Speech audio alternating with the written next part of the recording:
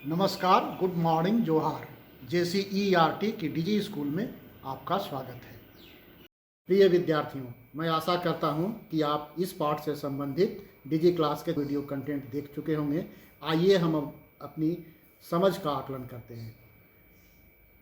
आकलन के इन सभी प्रश्नों के उत्तर को अपनी समझ के अनुसार सही विकल्पों का चयन कर अपनी कॉपी में नोट कर लें। तो चलिए आप शामिल होते हैं इस पाठ से संबंधित प्रश्नोत्तर पर आधारित इस डिजी क्लास में।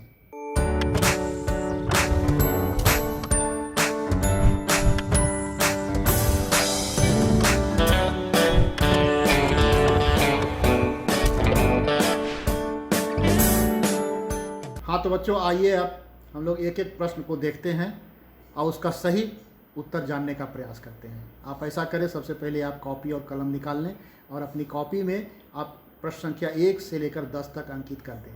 और इसके बाद आप सभी प्रश्नों को और उनके सभी विकल्पों को ध्यान से सुनें। यदि आवश्यक लगे तो आप वीडियो को पॉज कर लें और वहाँ पर सही विकल्प का चयन करके अपनी प्रत्येक प्रश्न संख्या के बगल में A, B, C या D लिख दें। तो चलिए शुरू करते हैं प्रश्न संख्या 1 से। प्रश्न संख्या 1 कहता है, बच्चों आप अपने आसपास के बच्चों से क्या क्या सीख सकते हैं। हाँ, आपके घरों में, आपके आसपास मोहल्लों में, आपके गांव में, आपकी उम्र या आपसे थोड़े छोटे या बड़े बच्चे होंगे, आप उन बच्चों से क्या क्या सीखा है अब तक या क्या क्या सीख सकते हैं। आपके पास 4 ऑप्शन है, आप इसमें से सही ऑप्शन का चयन कीजिए। A, साइकिल चलाना, B, तैरना, C, मोबाइल ऐप डाउनलोड करना और D, ये सभी। अब आपको बताना है कि ये चारों में से कौन सी बातें आप अपने उम्र के बच्चों से सीखते हैं, अपने आसपास के बच्चों से सीखते हैं। साइकिल चलाना सीखते हैं तो A लिखिए, तैरना सीखते हैं तो B लिखिए, मोबाइल ऐप से डाउनलोड करना सीखते हैं तो C लिखिए। यदि आपको लगता है कि ये सभी चीज़ हम सीख सकते हैं अपने उम्र के बच्चों से या अपने आसपास के बच्चों से, तो आप D ऑप्शन का चयन करेंगे। ठीक है बच्चों, चलते हैं अब अगले प्रश्न पर। प्रश्न संख्या 2। प्रश्न संख्या 2 कहता है कि हम अपने आसपास के बड़ों से क्या नहीं सीख। यहाँ नहीं की बात हो रही है, वहाँ था कि हमने आसपास के बच्चों से क्या सीख सकते हैं, लेकिन यहाँ है कि हम अपने आसपास के बड़ों से क्या नहीं सीखते हैं। तो A, घर के पशु पक्षियों की देखभाल करना, B, आसपास के पेड़ पौधों की देखभाल करना, C, पिट्टों का खेल खेलना और D, बस या ट्रेन का टिकट कटाना। आपको क्या लगता है इनमें से कौन सी चीज़ें हैं जो आप बड़ों से नहीं सीखते हैं बल्कि हम अपने उम्र के बच्चों से सीखते हैं। तो अगर आपको लगता है घर के पशु पक्षियों की देखभाल उनसे हम नहीं सीखते हैं तो A दे सकते हैं। अगर लगता है कि आसपास के पेड़ पौधों की देखभाल करना हम बड़े लोगों से नहीं सीखते हैं तो B दे सकते हैं। आपको लगता है कि पिट्टो खेलना हम बड़े लोगों से नहीं सीखते हैं तो आप C दे सकते हैं। और यदि आपको लगता है कि बस या ट्रेन का टिकट कटाना हम बड़े लोगों से नहीं सीखते हैं तो आप D दे सकते हैं बच्चों। उसके बाद हम लोग सही उत्तर अंत में जानेंगे।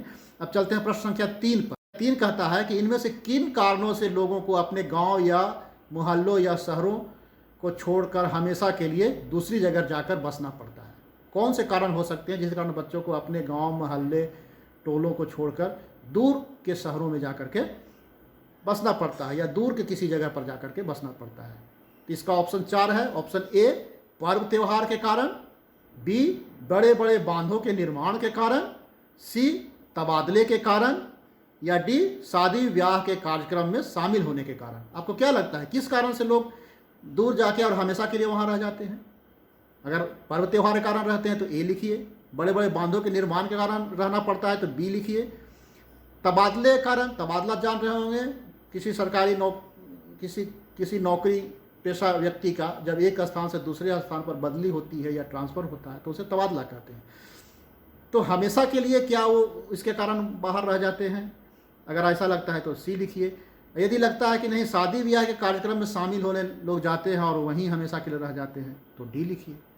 आप चयन कर लीजिए, जो सबसे सही उत्तर, सटीक उत्तर है उस विकल्प को आप प्रश्न संख्या 3 के सामने लिख डालिए। आते हैं बच्चों प्रश्न संख्या 4 पर। प्रश्न संख्या 4 कहता है कि आपके घर, गांव या मोहल्ले के आसपास आपके लिए कौन सी चीज़ आवश्यक नहीं है। आपका घर है, मोहल्ला है या गांव है, उसके आसपास, उसके नज़दीक आपके लिए या आपकी उम्र के अन्य बच्चों के लिए क्या ज़रूरी नहीं है, या नहीं है की बात कर रहा है। तो A, पढ़ाई के लिए विद्यालय। अगर आपको लगता है कि विद्यालय ज़रूरी नहीं है तो A देंगे। काम के लिए कारखाना।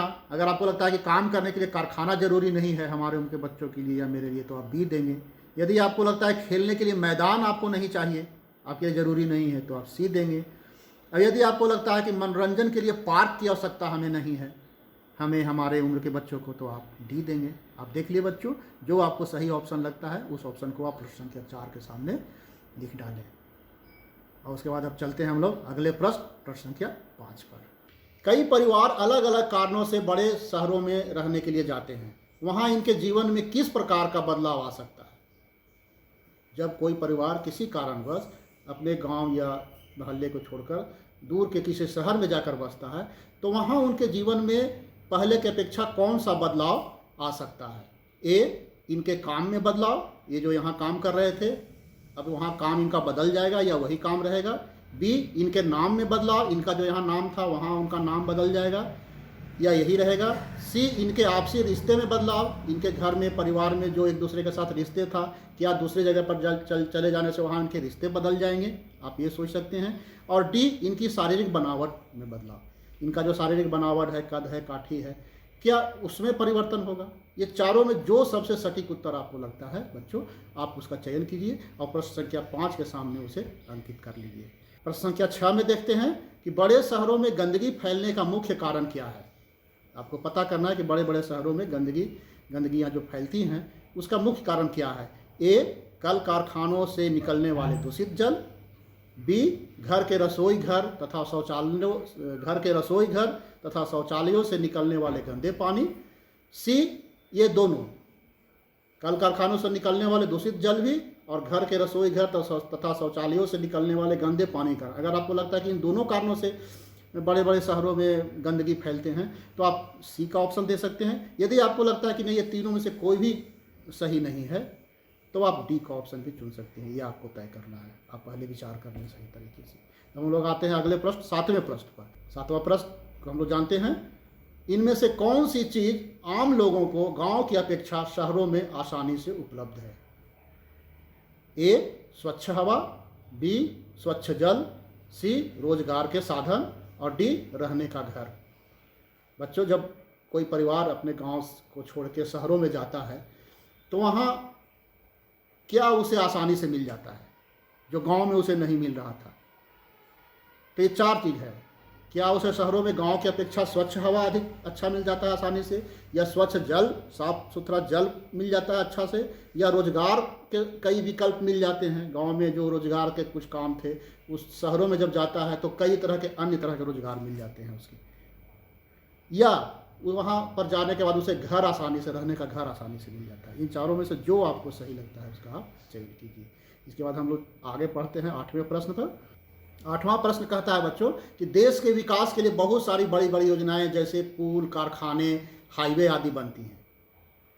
इससे लोगों का जीवन किस प्रकार प्रभावित होता है? आपके आसपास भी लंबे चौड़े हाईवे, सड़कें चौड़ी हो रही होंगी, बन रही होंगी, या आपके आसपास बड़े बड़े पुल बन रहे होंगे, कारखाने बन रहे होंगे, जिसके कारण कई लोगों का ज़मीन या घर को वहाँ से हटना पड़ता है। तो इससे लोगों का जीवन प्रभावित होता है। जब सड़कें बनती है, कारखाने बनते हैं, हाईवे बनती हैं, तो लोगों को काम भी मिलता है, उन आने जाने सुविधा, लोगों को आराम हो जाता है, सुविधाएं बढ़ती है, चीज़ें उपलब्ध होती हैं आसानी से। तो ये जीवन को और किस तरह से प्रभावित होते हैं, सभी लोगों का जीवन किस तरह से प्रभावित होता है? सामने 4 ऑप्शन है, आप देखिए इनमें से सबसे सही आपके विचार से कौन लगता है। ए, सभी लोगों का जीवन आसान हो जाता है। क्या इन चीज़ों के बनने से सभी लोगों का जीवन आसान हो जाता है, या सभी लोगों का जीवन मुश्किल हो जाता है?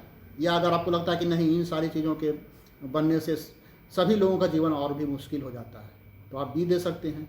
यदि आपको लगता है कि कुछ लोगों का जीवन आसान तो कुछ लोगों का मुश्किल भी हो जाता है, यदि आपको लगता है कि नहीं, इन विकास योजनाओं से कुछ लोगों का जीवन तो आसान हो जाता है, उनके सुविधाएं बढ़ जाती है, लेकिन कुछ लोगों का जीवन मुश्किल हो जाता है, उनके जीवन पर विपरीत प्रभाव पड़ता है। अगर आपको ऐसा लगता है तो सी विकल्प का आप चयन कर सकते हैं। यदि आपको लगता है कि इनमें से कोई भी सही नहीं है, अगर आपको ऐसा लगता है तो डी का भी आप चयन कर सकते हैं। अब आते हैं हम लोग प्रश्न संख्या 9 पर। 9 कहता है, बहुत सारे लोग अपनी पुरानी जगहों से हटना नहीं चाहते हैं क्योंकि वे, बहुत सारे लोग, बच्चे, वो अपने पुराने गांव को, शहर को, मोहल्लों को छोड़ के दूसरे जगह नहीं जाना चाहते हैं।